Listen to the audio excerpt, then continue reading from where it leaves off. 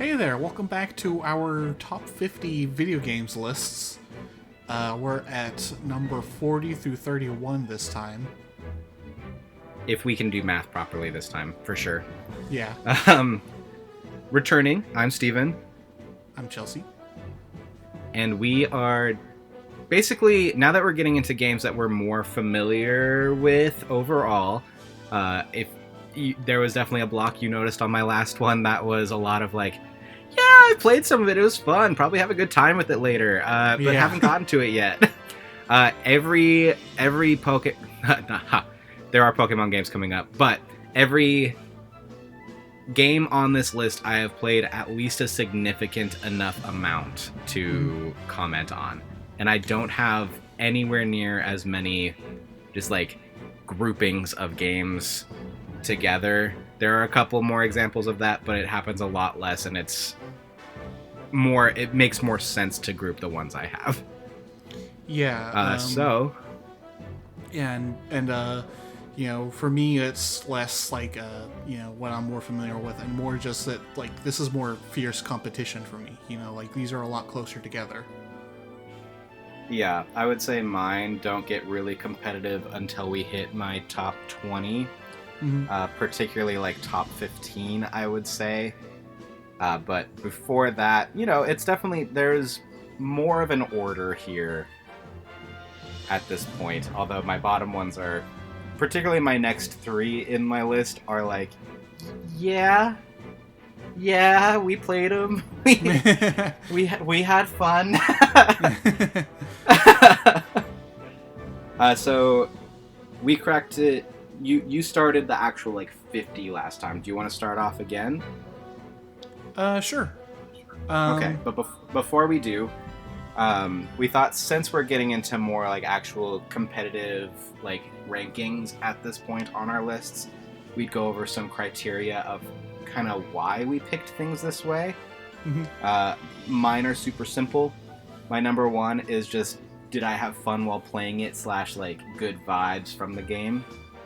My number two is how much time and replayability the game has for me. That's not like the number one, because sometimes you can have an excellent experience with the game one time and you don't really have to go back and play it. You might at some point, but it doesn't mean you turned around like, I just beat that game, I gotta go play it again. I have a couple games on my list that are like that, but for the most part, sometimes you just have that number one awesome experience and like, oh man, that game is like one of my top 10 ever now kind of situations. And then just kind of leading into that is impact and memorability for me. There are games that kind of fell into that bottom tier that we were talking about, like the impact of Seventh Guest and the Lost Mind of Dr. Brain. Those wouldn't be on my list if it weren't for the fact that they were just a memorable part of my childhood. So I was like, it's on the criteria, but it's kind of like in tune with the other two. Did you have a specific criteria when ranking your lists? Sort of. Like, there is a mix of like story games and gameplay games, so it's ultimately like overall, what did I enjoy more? Replayability doesn't come into it too much, I don't think, because there are some that are, story games, so they can be pretty long, and then gameplay games are more pick up and play again, so not super strict criteria for me. It's more just feel, I guess, if that makes sense. Like, I feel like I like this game more than this one. Yeah, there's a lot of that when it like gets down to like small placements. Yeah. It's like, is this a number 34 or is it a number 33? Well, I think 32 I like a little bit less actually. So, but do I like it less than 33? Yeah. There is a lot of that at this point. Yeah, a lot of agonizing. Uh-huh. So, yeah. Okay, so why don't we break into it? What's your number 40? The Elder Scrolls IV Oblivion. Ooh, I don't have any Elder Scrolls, though I did consider... I've had fun. Funny enough, that's the one I haven't played. Yeah. I've played Morrowind and Skyrim. Yeah, Oblivion has some... it's like probably the start... Well, Yeah, I'd say it's the start of like the main quest in Bethesda games suck. But there Yeah. are still some really good elements to the main quest I like. You know, like Sean Bean does a great job playing Martin.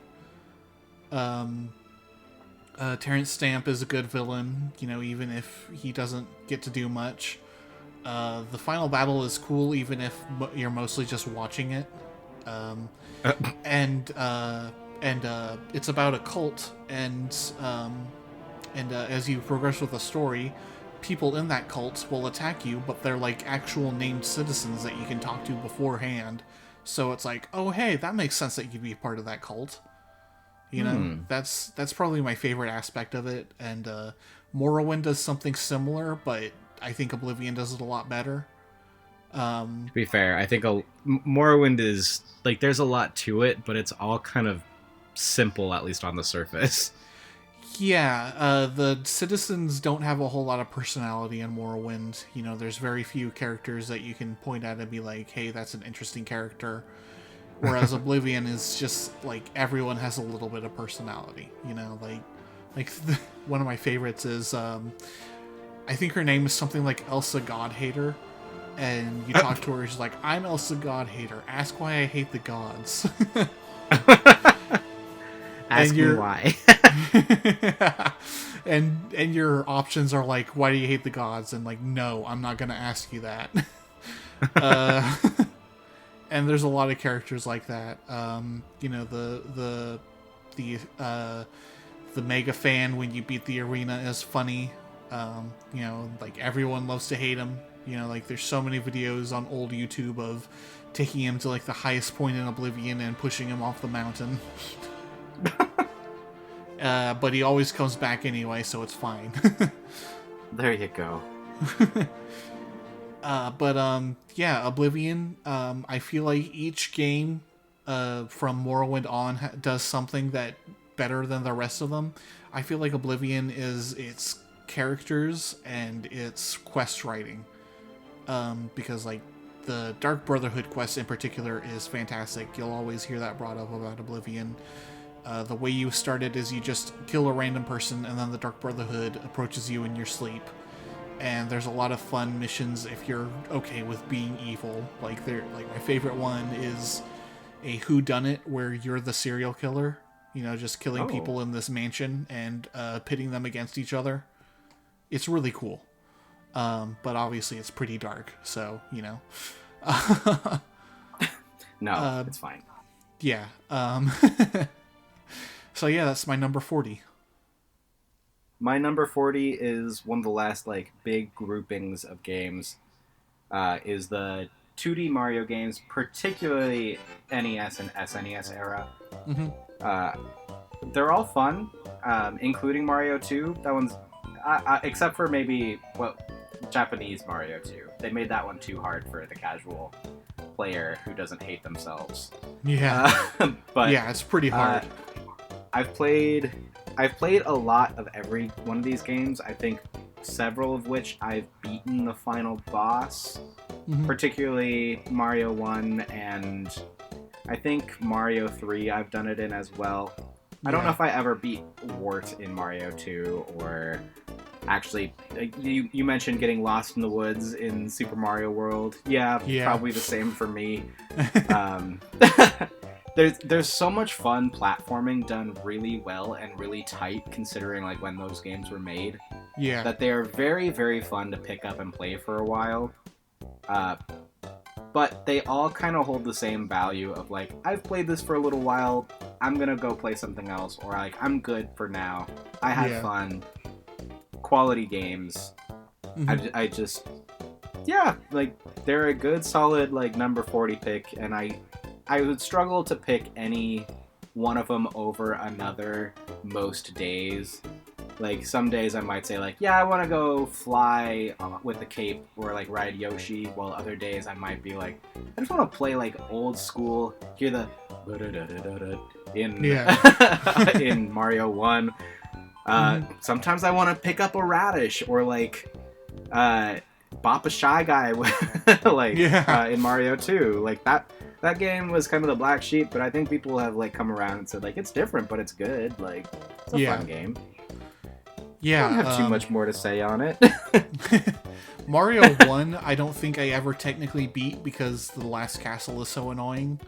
But I did get all the way there. It is. So, but I did get all the way there, so I mean, I basically beat it. Yeah, basically. Like, you've beaten Bowser enough times at that point. It's not any different at that point, except I think he's throwing some axes at you. Yeah. 39?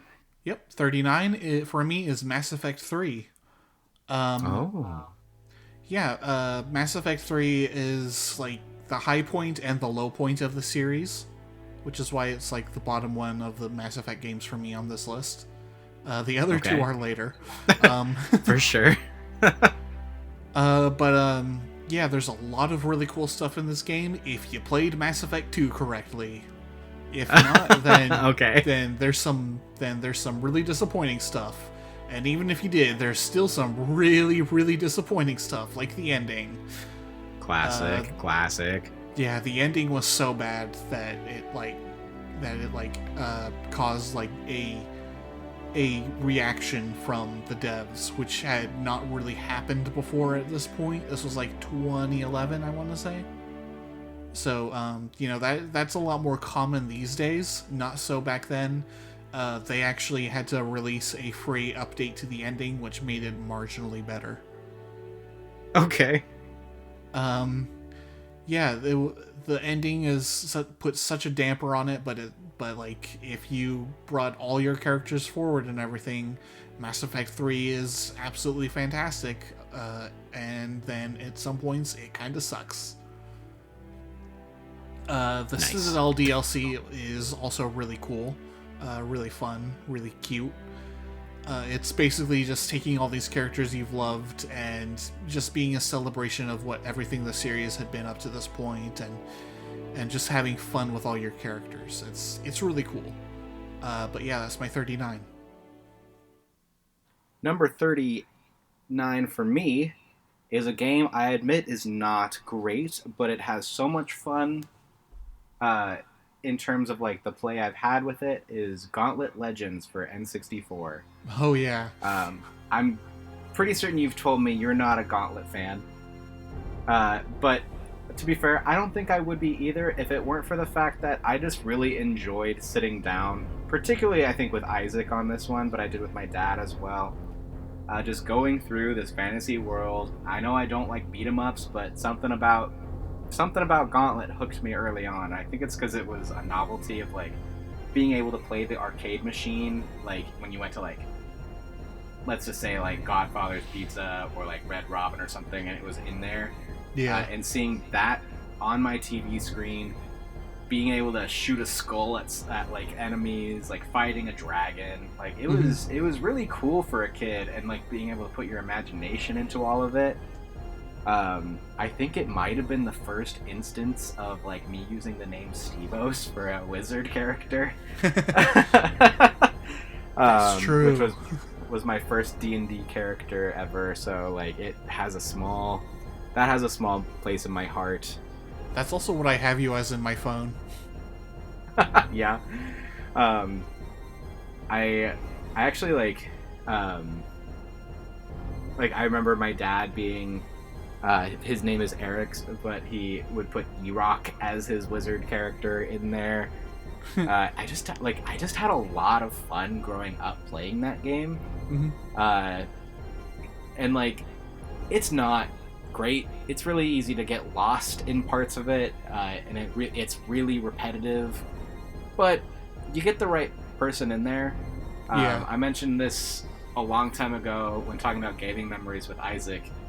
This game does not show up on my list, by the way, but like Dragon Ball Saga or Dragon Ball Z Sagas is a bad game. Yeah. But you play with another person, there is this kind of magic about it, you know? Like you're in there, you're being Dragon Ball Z characters, you're blowing up robots and stuff. Like you can have fun with it. And I think Gauntlet Legends is like the peak of that for me. Is it's not great, but you can get in there with the right person, like laugh, talk, and just have a good time, I think. Boy, putting Gauntlet that high, I've not seen such bravery. I'm kidding. I've not seen such bravery. I'm kidding. I liked that game too, actually. I was not the person who said I dislike Gauntlet. Were you not? Who said that? I'm not sure. That's so strange. I could have sworn it was you. No, I remember having a really good time with that game too. That's weird. Like, I imagine I wouldn't have a great time if I was doing it alone, but... Yeah, it... Once you get past, like, World 1 by yourself, it's pretty rough. Yeah. You can do World 1 by yourself, and it goes by fast enough that it's you can have fun, but you're gonna want to stop pretty quick after that. Yeah. That's all I really have to say, though. Like, fun game, not amazing, but, you know, it's good. I like it. I have fun. Alright, so my number 38 then is We Love Katamari. You know, I didn't even think about putting any of the Katamari games on my list. Yeah, Katamari Damacy is really good. It's got a great soundtrack. It's kind of amazing that We Love Katamari is, like, comparable in the soundtrack department. You know? Yeah, it just expands the game so much that, like, every other Katamari game has just kind of been like, yeah, it's We Love Katamari again, and we're doing remixes of all the music. So yeah, I definitely think We Love Katamari is like the high point of what I've played. I don't know, maybe some of the future ones do have some really good stuff in them, and but you know, I'm disappointed by the lack of creativity with the soundtracks in those games. That's fair. Like, the music is a big identity with those games. Yeah. And I will forever remember sitting down and playing it and going through, like, the sumo wrestling stuff. Yeah, that's in We Love Katamari, yeah. Yeah, and, like, rolling through, and, like, eventually you're just, like, devouring the world and, like, the galaxy, and eventually even, like, the king, because you've gotten so big. Yeah. Like, vividly, that stuff, I'm amazed. I don't know if I would have put it on my... It probably would have gone at least in my top 50. If I had just thought about it. What's at the bottom of my list? Super Mario RPG, not as good. Oh, them fighting words. We're gonna keep Sonic Adventure 2 up there, though. Woo!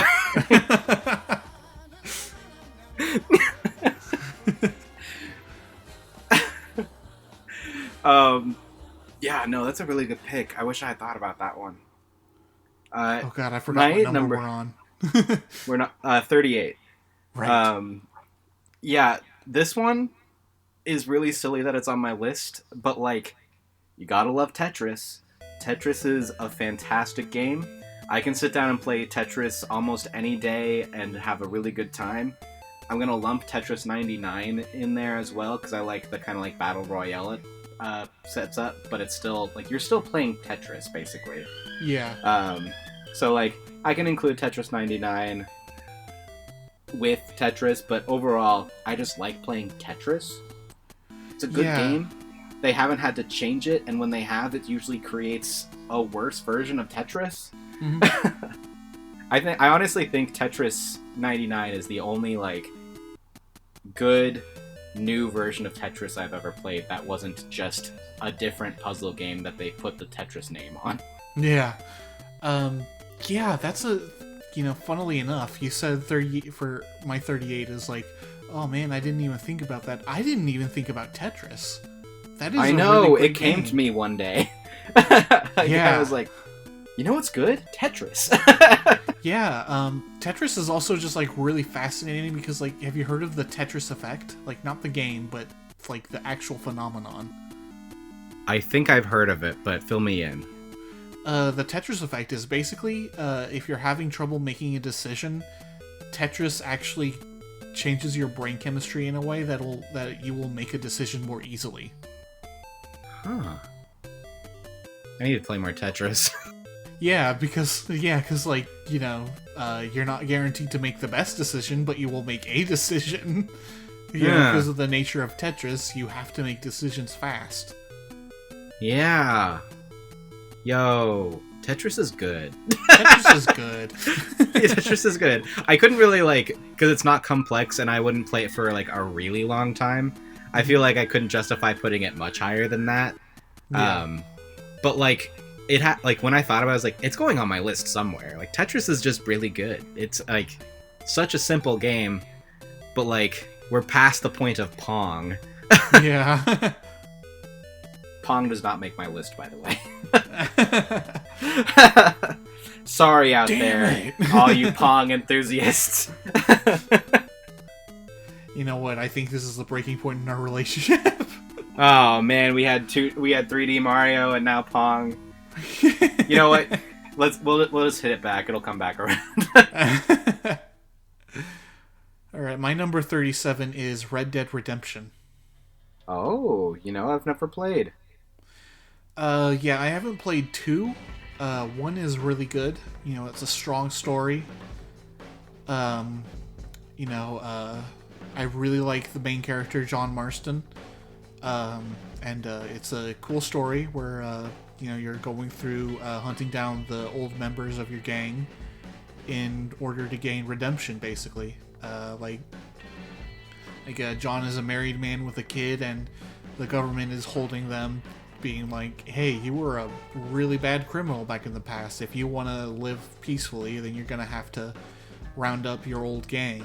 And so that's what you're doing for most of the game. And after you do that, there's actually this really cool section of a couple hours where you're just hanging out with your wife and kid and doing ranch stuff. And yeah, it's a really cool game. I really appreciated that ending section. It's just cool to have a good Western video game, Yeah, definitely. I can't really think of too many others. None that are not a bullet hell or something, Yeah. What, you didn't like Gun for the GameCube? I've never heard of that. I only ever saw it on Blockbuster's shelves. I never played it. So I can honestly say no, I didn't like Gun. Number 37, Pokemon Silver for Game Boy Color.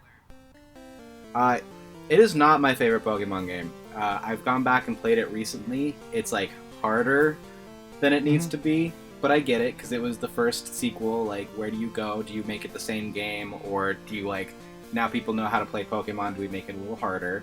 So yeah. I get it. I don't hold too much against it, but it's not harder in necessarily a fun way.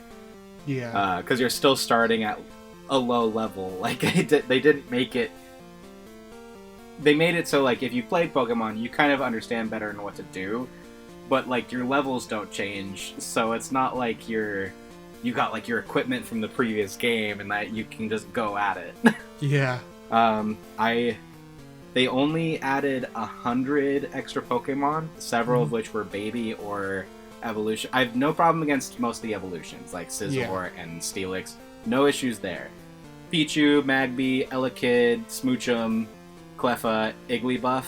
That's 6 Pokemon right there that don't need to exist. I really like Elekid's design, though. I'm not knocking the designs. The designs are sure, you can like them. I'm just saying, they don't need to exist. They don't add any benefit to the game. That's true. Except for marketability. Yeah. What is going for that game is the fact that you can return to Kanto, which is something that no other game in the Pokemon series has done in this way. Obviously, we return to Kanto through Pokemon Let's Go Eevee, Fire Red. We talk about, or we do a lot of Kanto stuff in X and Y, but to be in the Johto region and then they're you beat the Elite Four, go have fun in the previous game. Yeah. The problem I have with it is it's very empty comparatively. Yeah. It is definitely post game, so it doesn't need to be super heavy and strong, but it is. It is a lesser. Daddy. Well, lesser. Yes.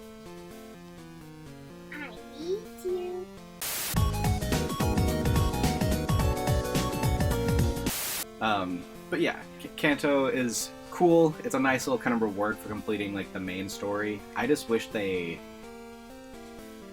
as good as Pokemon Silver is, and like I cannot hype enough how excited I was to get my first Totodile and play new Pokemon. Like everybody knew the 150, but like we'd started seeing tricklings of like Togepi and Donphan and Marill and Snubbull through different media. That it was like, what Pokemon's next? And seeing them pop up on your screen. Lugia and Ho-Oh were super cool. Yeah. Suicune, Raikou, Entei, all really cool. Like they knocked it out of the park with the legendaries and the starters. Mm-hmm. And there are some select Pokemon in there that are really good, but there's a lot of, like I said, there's a lot of like the filler Pokemon in there. Yeah. And a lot of the new ones are bad Pokemon. Yeah. Like they didn't make you want to, and then they lock some of the Gen 2 Pokemon away in the Kanto region. You can't even get a Houndour until you beat the Elite Four. Yeah, that is a little ridiculous. So, while Gen 2 is good and does belong on my list, it did make like the top 40. It's still, it is out of the ones that are memorable to me. Like it is the lowest Pokemon game for me. Yeah. I believe Silver was actually my first Pokemon game, and my first starter was Chikorita, so that's always been special to me. Yes, and like it was my second Pokemon game, so like I had already, and granted, at the time, I had none of these complaints when I was first playing it. It was just more Pokemon and like a really, really good time. At the time, like I honestly think the Game Boy Color sprites still actually look really good. Yeah. Like even just like the overworld like sprites, like it looks leagues above like red and blue. Yeah. And it's a lot of it's just from like a slightly tighter design and like adding color other than just like red. Yeah. Blue. Yeah. Green. Brown. Yeah, rest in peace, Satoru Iwata. Yes. But yeah, that's my number 37. All right, my number 36 might be a little bit of a surprise. It's Devil May Cry 1. I don't know if it's a surprise. Did you think I would think it'd be higher? Yeah, it might be a surprise retroactively when you hear where the other ones are. But yeah, Devil May Cry 1 basically invented a genre. You know, it did a lot of things really well. It's still just really fun to play, you know? And probably still has one of my favorite enemy roster of the Devil May Cry series. If not, like, second favorite. It's, you know, like, a lot of the enemies have, like, puzzles to them. And, funnily enough, one of the the last enemy that's introduced in the game, has a JoJo reference in it. They're like these weird monkey things that put on the stone mask to get stronger. And when I say the stone mask, I mean the stone mask. It's just 1-to-1. They changed that in Devil May Cry 5 because that enemy came back, so now it's like a brass mask, but before it was just the stone mask. Yeah, I don't have a lot of comment on Devil May Cry. It is a blind spot in my gaming universe. Mm-hmm. I know that it started off as a Resident Evil game. Yeah. And was so different that they were like, it's a different game. Yeah. I feel like you can kind of tell, like, at least with the first one, like, as, like, the intro's coming up, like, it does have a little bit of a Resident Evil feel to it. Oh, and absolutely. then it's like, yeah, we're a different game, actually. Yeah, the intro cutscene is, like, wildly different from a Resident Evil, but then you get into the game and it's, like, small corridors and fixed camera angles, and it's like, what is this, Resident Evil? Yeah. Turns out it was. Was it supposed to be 3 or was it supposed to be 4? It was supposed to be 4. Okay, I knew it was between one of those two. Yeah, there are like 3 different Capcom games that started out as Resident Evil 4 or something. Oh, I didn't know that. Or at least 2 other ones, I think. Yeah, obviously Devil May Cry is probably the most known to be so. Yeah, I think Haunting Ground was too. Oh, I've heard of that. Yeah. I haven't heard of that. Don't quote me on that though. But yeah, that's my what was that? 36? Yeah, 36. Number 36, classic for the PS2, not controversial opinion at all. Dragon Ball Z Budokai 2 coming at you. Yeah. God, this game probably not great. Love this game, especially Dragon World. People hate Dragon World. Love Dragon World. In defense of Dragon World, you can make Dragon World you can make Dragon World fun if you're in the right mindset. This is what I was talking about Galactic Conquest. Not to compare a much better game, but like you can block your enemies, you can like detour around, you can find power-ups in the world. It's fun. Like it's an actual like board game they like properly turned into a video game, and there's like actual strategy that you can have fun with multiple people with, defeating these villains, getting better at the game as you go, equipping things, like boosting your character's strengths and defenses. Like, people hate Dragon World. I don't get it. Like, it's like the only Dragon Ball Z game that was like, yeah, we're still gonna tell the story, but also like we're gonna change it up a little bit, and it's not gonna be completely linear. Like, you're gonna hop around the board and make some things happen. Yeah. And like, and I still don't see anybody coming to its defense these days. Like, nobody... it's either just, like, not talked about, or people say they don't like Dragon Ball Z Budokai 2. Yeah. But if you play, like... Like, I honestly don't like 3 that much, and it's probably just because I'm bad at it, because there are different mechanics, but, like... then you get into, like, the Tenkaichis, which are fun kind of sandbox fighters. Yeah. But, like... they're not really that fun to play, sort of like the novelty of it all.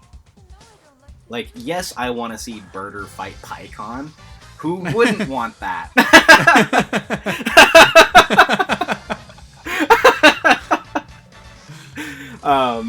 But, like, it was so cool, because, like, Budokai 1 ends at the end of the Cell Saga.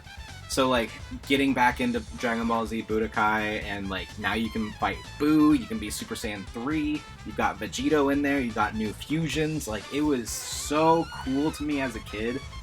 And, like, it looked better than Budokai 1, so, like, the way they do, like, the shading and everything still looks at least okay today for the most part. Yeah. Like, it doesn't look great, but this is still the PS2. Like, I think it looks pretty good, all things considered. Considering, like, Budokai 1 looked so flat, and I don't actually know, it didn't look flat. It looked too round, too 3D. Yeah, like, it didn't look like your characters from the anime, whereas I think Budokai 2 found a nice balance with its shading and line work to kind of like, these are your 2D characters, like, presented in this 3D world. Yeah. Now, to be fair to the to the detractors of Dragon World, we played it in kind of an unusual way that made it really fun. This is true. This is true. But yeah, I will also say that the new fusions that you never see in any other game or any other medium is really cool. There are different Super Buu forms. You know, like you can actually play as like Piccolo. Like Piccolo Super Buu, Vegeta Super Buu. There's like a Frieza and a Cell one. Yeah, those are cool too. So yeah, Budokai 2 is really cool. I think my biggest complaint is that everyone shares animations. Yeah. Like that's a little disappointing and distracting, but other than that, yeah. And that I think Kamehameha is it still yellow in that one, or did they fix it?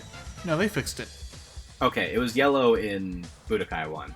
For some reason I'm thinking of like the instantaneous, or the repetitive one that like... Yeah. That is a shared animation amongst every version of that move. Yeah. But Gokul is the GOAT. Man, you sure loved Warp Kamehameha in that game too. Oh, dude, best strategy.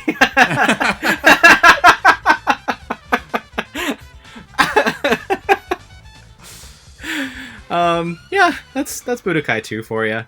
What's your number 35? My number 35 is Mass Effect 1.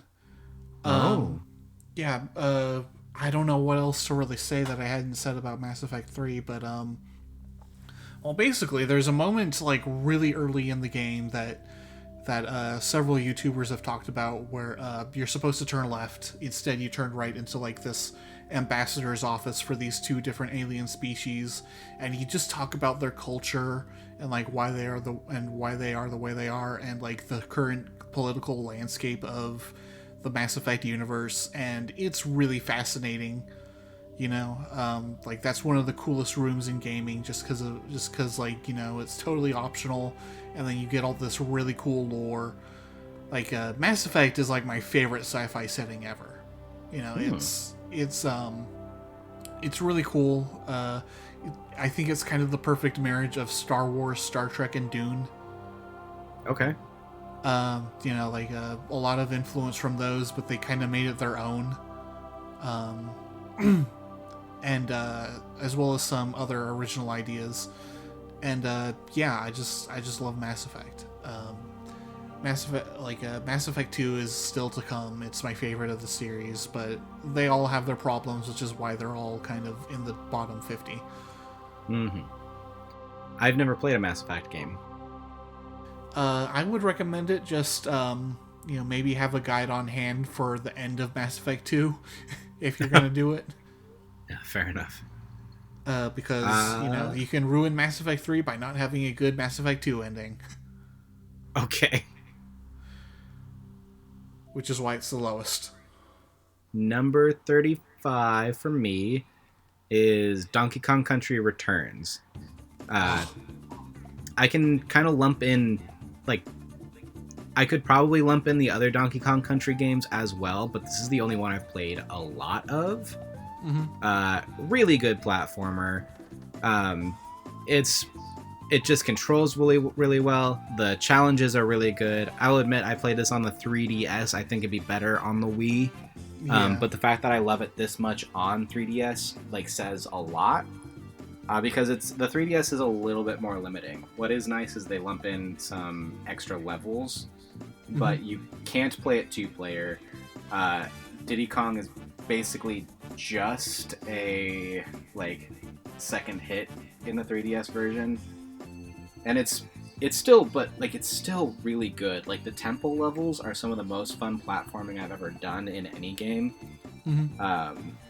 I've played a little bit of Donkey Kong Country 1, 2, and 3 back on the SNES, but not enough to like put those anywhere in my rankings when I can just put Donkey Kong Country Returns. And I have not played Tropical Freeze either.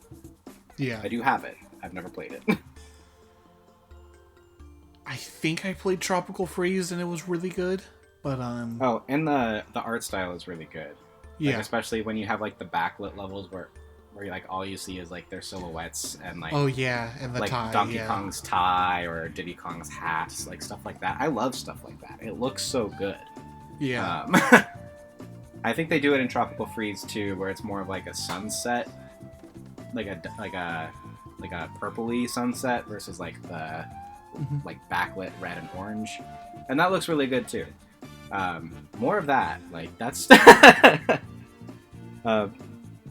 But good game. I don't think I've beaten it, but I played a lot of it. My number 34. Actually, I'm gonna switch things around a little bit. I was waiting for some of this. Yeah. That one's gonna go to 33. No, 34. 32. Sorry. Yeah. So my new 34 is Skyrim. With mods. Ooh. With mods. Yeah, with mods. Modding Skyrim is a lot of fun. Probably more fun than actually playing Skyrim. Yeah, I've played a decent amount of Skyrim. I thought about putting it somewhere on my list, but I just feel like there's a lot of Skyrim I still haven't experienced, so I was like, I'm sure it'll come up in some way in our conversations. Yeah, Skyrim did a lot to like simplify the lore too. Like Oblivion had a lot of hand in that, but there is still cool stuff in Skyrim.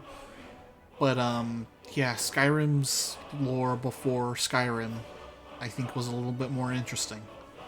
You know, but I still like it a little better than Oblivion. It has the exploration down pat. Like the world is beautiful. Yeah, it is really cool. Yeah, and with mods, it can be fun too. Yeah, I only first played Skyrim for the first time like 2 years ago. Mm-hmm. Like, it took me that long to experience Skyrim, just because I didn't have a great way of playing it. Finally, it came out like for the Switch, and I was like, oh, why the heck not? Like, I can play it really casually. For a few days, I was playing pretty much nothing but Skyrim, just going around, like, going through caves and stuff. I feel like it's a lot easier to follow the story in Skyrim than it is in, like, back in Morrowind. Morrowind, I still have no idea what the heck was going on, because I would just, like, go a direction and fight things and get gear. Yeah. Skyrim, like, it points you to markers and things like that, and I feel like enemies kind of are the right level for, like, when you're kind of approaching things. So it's pretty easy to follow where you're supposed to go without feeling like you're being, like, held by the hand. Which, by the way, like, goddamn you, Pokemon Sun and Moon, I hate you, goddamn, you suck, stop holding me by the hand. Pokemon, like, take me by the hand.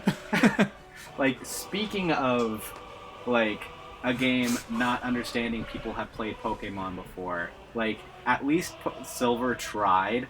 It was like, we're the sequel, we're gonna, like, people have played us before. Yeah, it's going to be a little bit harder, but, like, you'll get it. Pokemon Sun and Moon was like, you've never played a video game before? You've never, like, walked to the next screen before? Let me have somebody guide you to the next screen for the first, like, 10 hours.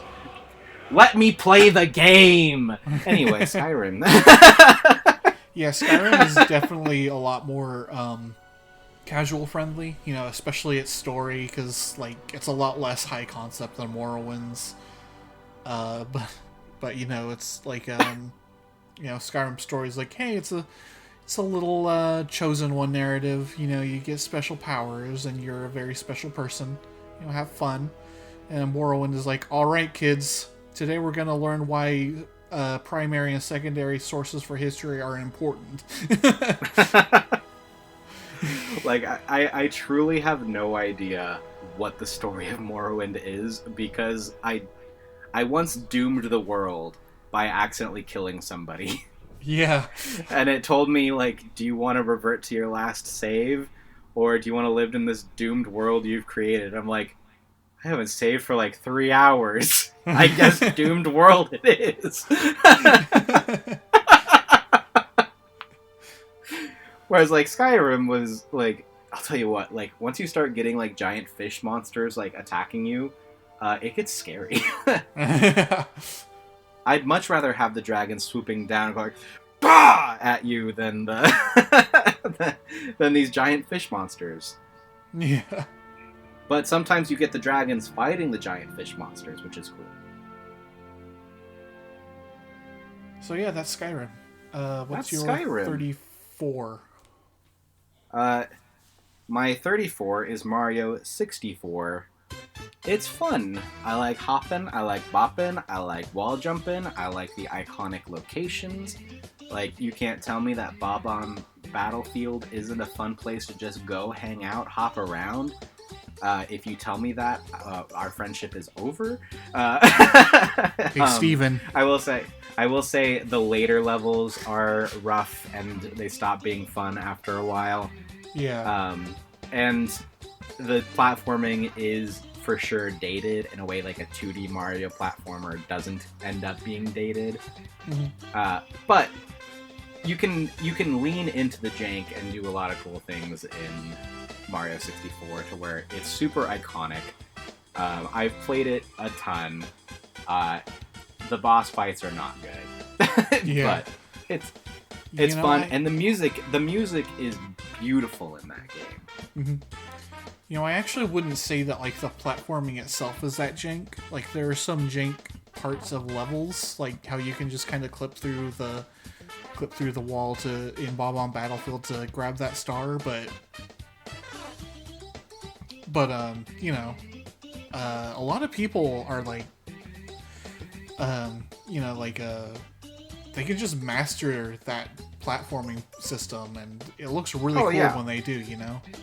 It's super cool, and like it still works. It's just a little primitive, but it's like what every game of that kind based on to be good. Because when they tried to do their own things, it was bad.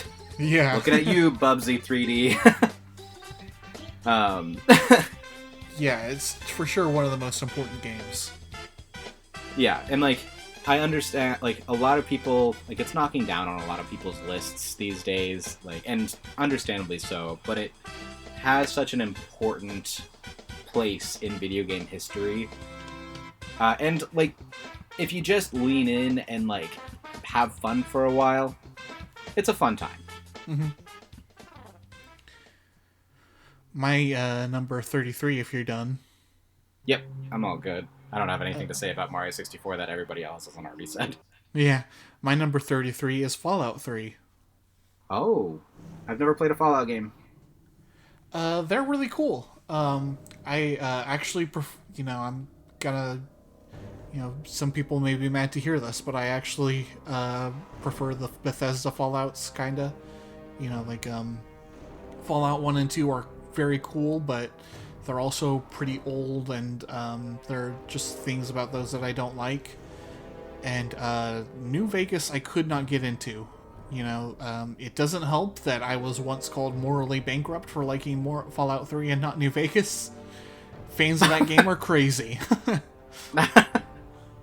That is usually the consensus I hear, though. I have never played them, so I have no major... I haven't even really seen any gameplay of them, except for a little bit of Fallout 4 when it first came out. Yeah, Fallout 4 is alright.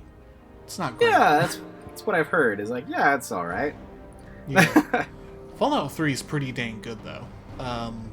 Especially with mods. You know, there's this mod that like makes the game a lot more deadly for you and your opponents, so it becomes really tense and like a survival game, and that just really fits with the tone of the game really well. You know, it's if you don't know the tone of Fallout, it's basically like a pitch black, but like with like a fun 50s aesthetic pasted over it. So it's like, you know, the Vault Boy is all this cutesy thing, and he's got the thumbs up, but like the thumbs up is like testing to see how big the nuclear bomb explosion is, to see if you can survive it. You know, stuff like that. Mm-hmm. I didn't know that, actually. I think I'd heard that at some point, but yeah, like that's all fun stuff. I think I have one of the Fallouts on my shelf, probably Fallout 3. Have not played it. It's really hard to play on modern hardware these days, so if you have it on 360, that's probably the best way to do it. I'm gonna walk over to my game shelf and see which one I have over here. Okay. I know I kept it because I was like, oh, we have that? Like, oh, is it? No, I don't think it was Fallout. I think I was looking at BioShock. Okay, yeah. I thought... hold on, maybe... Was it only on Xbox? Or 360 or whatever? Fallout 3 was on both Xbox 360 and PS3. Oh, I wouldn't have a PS3 then. Yeah. And PC, of course. Oh, there it is. I have Fallout 3 Game of the Year edition for 360. Oh, awesome. Yeah. Have not played it. Maybe someday. Although I think my 360 is dying. Yeah. Although it would not be hard to get a new one. Yeah. That said, it continues the trend of Bethesda games having bad main quests. Yeah.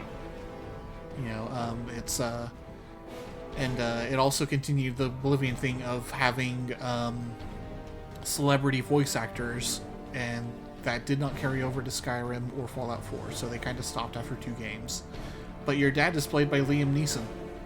Oh. Were you taken? Yes. No, actually, he was taken. Oh, well, the irony. Are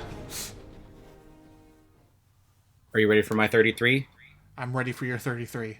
It's very similar to Fallout 3. Lemmings. Oh yeah, so similar. I'll be right back. My daughter's calling for me. Okay.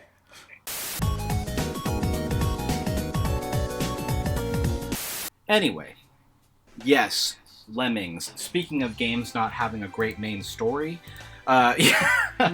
you've got lemmings trying to get from one place to the other, and it's up to you to dig, to blow up, to dig some other direction, to umbrella down.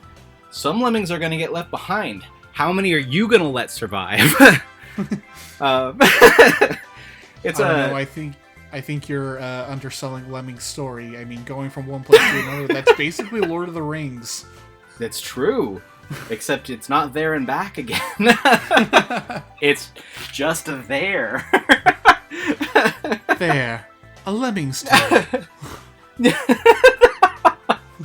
But By Lil Bo like, truly, Leggins. Speaking of the Laggins, yeah.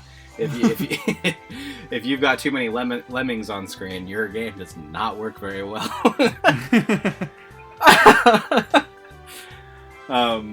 But no, Lemmings is good. It's a good little like puzzler, like helping your lemmings get from one side of the screen to the other, and you do that a lot.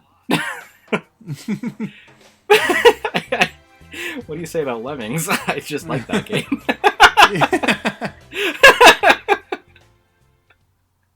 What's your 32? Speaking of games you like, I'm sorry that this one is so low, but it's Rayman Origins. Oh, I'm actually surprised that's as low as it is. I'm not surprised it's on your list. I just thought it'd be like a little higher. Nope, like I said, it's a really tough competition here. Yeah, mine doesn't get that tough for a little bit, but I'm glad to see it make an appearance at least. Oh yeah, totally. Rayman Origins was a lot of fun to play with you, especially the treasure runs. Oh, the best. Like, yeah. The treasure runs are like the Donkey Kong temple runs, but like, I don't know, like as tight as the Donkey Kong platforming is, like Rayman Origins has just, it is legitimately my favorite platformer. Like, spoiler alerts, it's up pretty high on my list. I'm not surprised at all. I can still absolutely hear the treasure run music. Dun, dun, oh. dun, dun, dun, dun. Not to mention that, but like the underwater, like Rayman Origins has good underwater levels. Yeah. Like, what game has good underwater levels? It just doesn't happen unless you're Rayman Origins. And maybe Echo the Dolphin. No, I think Donkey Kong Country, at least one, people don't mind the underwater levels as long as you have, like, On Guard. But, like, they're, like, good, but, like, the Rayman Origin ones, like, the like, movement underwater is so good.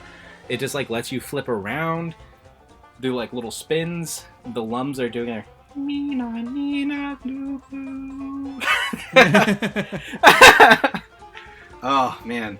The music in Rayman Origins is one of the few games I've, like, bought the soundtrack for. And it's all gibberish. Like, like, thinking about, like, that dragon chef thing in the background of the one level. Yeah. That section's not even very long, but him just going la la la in the background. Yeah. Oh man. It's a shame we never got around to Legends. I have played Legends. I'll be talking about that in a little bit too. It did make my list. Oh, wow. But spoiler alert, it's not quite as high. But yeah, I'm sure we'll definitely be talking more about Rayman Origins later. But yeah, it's chef's kiss. So good. All right, you're 32 then. My 32. This is a weird one. I feel like not one you'd probably expect. But it's another one my dad played a ton of, so I played it kind of secondhand. Warcraft 2. Oh, wow. Yeah, that is particularly surprising, Warcraft actually. 2. Warcraft 1 is too primitive. Warcraft 3 introduced heroes and things like that, which is a cool idea, but it's not something I wanted to do. And then I never got into stuff like WoW. So Warcraft 2 is my ideal kind of tactical world builder, army simulator. I've had a ton of fun with that game over the years. I wish it was easier to play now. I actually have it on PlayStation, but it's definitely meant for more of a PC. The thumbstick and everything and the buttons it's weird for selecting things. Yeah, if I recall, Blizzard, a few years back, kind of ruined it on PC with the Reforged edition that you were forced to upgrade to. I have no idea. Yeah, so I think that was Warcraft 2. Maybe.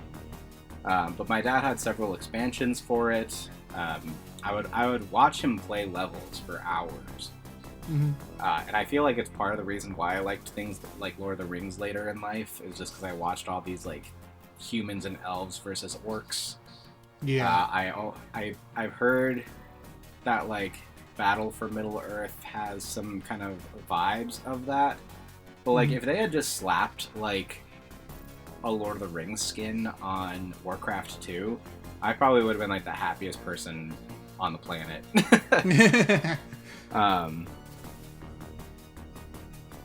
But yeah, it's fun.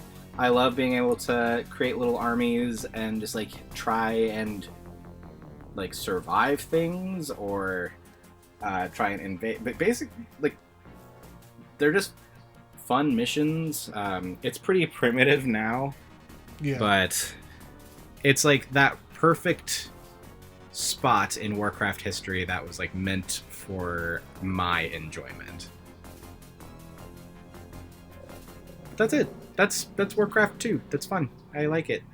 Yeah. Funnily enough, that my exposure to fantasy was kind of in reverse, where first I watched Lord of the Rings, then I played Morrowind, and that was kind of what clinched it. Yeah. But yeah, Morrowind is still to come, obviously. Oh. I actually wasn't sure. Yeah, it's still to come. Okay. Well, what's your 31? It's Metroid Fusion. I don't know which one that is. It's the Game Boy Advance one where she has the blue suit. Okay. Semi-familiar. I haven't played a lot of Metroid in my time. Yeah, it is no longer the last one in the timeline, but it is still very cool. It's lower on this list because it's a lot more linear and a lot more guided and everything than other Metroid games. So you can still sequence break, you just can't do it quite as hard, I don't think. And it's also just a bit easier. No, quite a bit easier actually. It was the first Metroid game I played, but it didn't make a huge impression on me until I played the other ones, so that I could appreciate where the story was and everything a little bit better. Yeah, I've played pieces of several Metroid games, but Fusions is not one of them. I've played Metroid 1 a little bit, I played Super Metroid a little bit, and I played Metroid Dread a bit. and I played Smash Bros.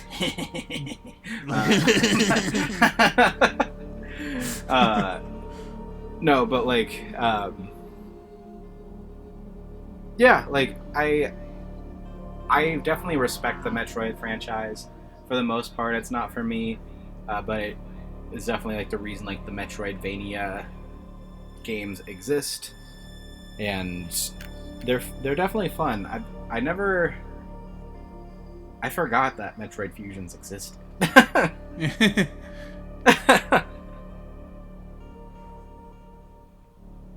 definitely think it's like the coolest title. You know, Metroid Fusion. I don't know, Dread is pretty cool. Metroid Dread is also pretty cool, yeah. Yeah. Super Metroid. Eh. Metroid 2. Samus Returns. My 31. We're back to Pokemon. Oh boy. Pokemon Legends Arceus. Oh. Yeah, that is a game. Yeah, it changed up the gameplay just enough. It's one of the first times Pokemon was like, what if we did something that's like, you know, it's still very recognizably Pokemon, but we tweak it a little bit. We guide people to what they want. You get to like go out into the world, interact with these Pokemon a little bit. It's still not way different, but it's different enough that it was kind of like when we launched it back into like Scarlet and Violet, everybody was like, well, why are we back to this again? Yeah. But yeah, Metroid. Pokemon Legends Arceus definitely had this feel of, one, just like a point in history, which was really cool. Because this is before like Pokeballs were super mainstream. People don't like Pokemon; they think they're menaces. Oh, that's interesting.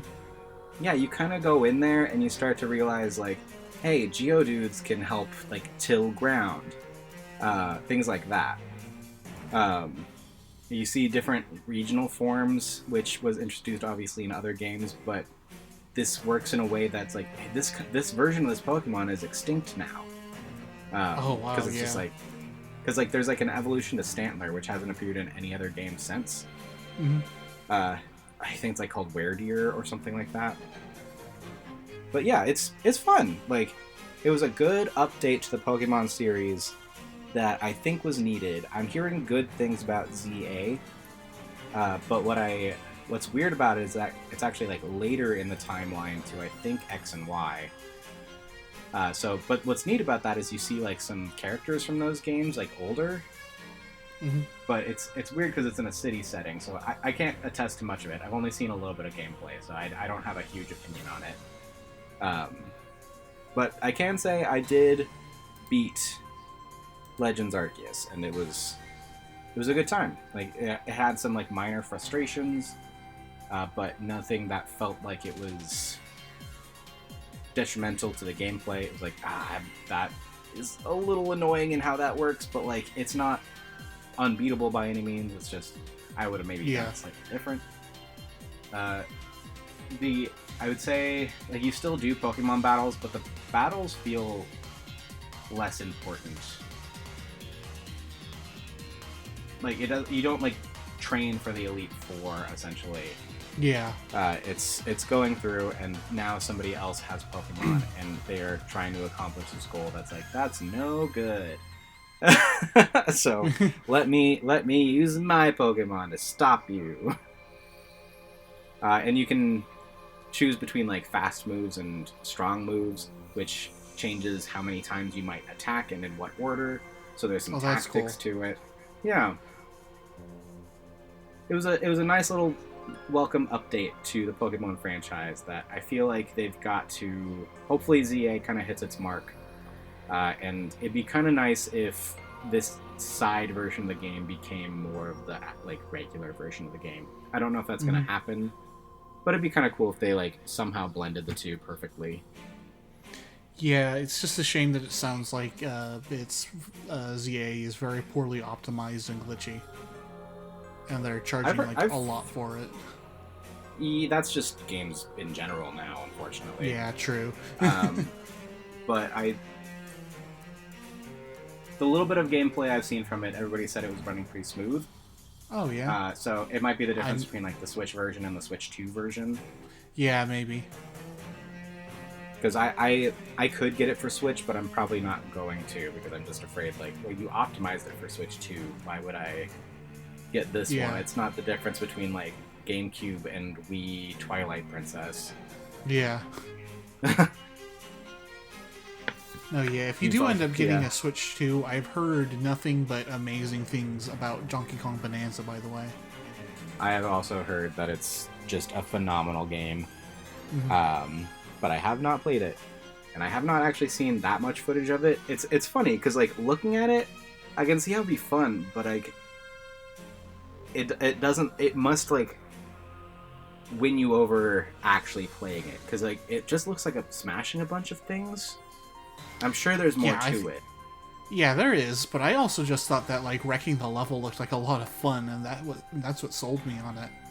No, it does look like fun. I'm just like, but that's, like, the best game ever? Like... Yeah. But I think that's our top 40, yeah? Like, our... Yep. That's crazy. So I guess we will come back and do 30 through 21 here. Yep. Alright, see you soon. This is Steven signing off. Yeah!